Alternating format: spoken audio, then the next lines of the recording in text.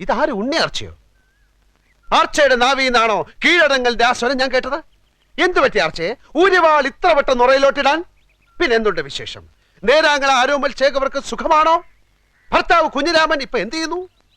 ഓ, ഞാൻ ഓർത്തില്ല. ആണിന്റെ തണൽ ഒതുങ്ങാത്ത ഉണ്ണിയാർച്ചയാണല്ലോ ഇത്.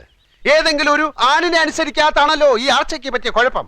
കൊച്ചേ, പാർലമെന്റിൽ സ്ത്രീകൾക്ക് 33 99% സംവരണം ഏർപ്പെടുത്തിയാലും ആണെപ്പോഴും ആണ് തന്നെ. അതോർത്തോളൂ. ഞങ്ങളോട് മതി. എന്ത് മതിയെന്ന്?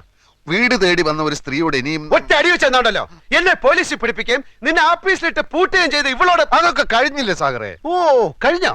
ഞാനതറിഞ്ഞില്ല. രാമകൃഷ്ണ, നിന്റെ ഉള്ളിൽ ഒരു പെൺകോന്തൻ ഒളിഞ്ഞിരിപ്പുണ്ട്. എനിക്കത് മനസ്സിലാവും. പക്ഷെ സ്ത്രീ എന്റെ ആജന്മ ശത്രുവാണ്. ആ ശത്രുവിന്റെ മേൽ നിങ്ങൾ വിജയം നേടി കഴിഞ്ഞില്ലേ?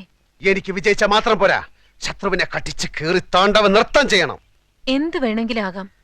പക്ഷെ ഉച്ചയ്ക്ക് മുമ്പ് ഞാൻ വീടൊഴിഞ്ഞു പോവും. എല്ലാം അതിനു മുമ്പായാ നന്ന്.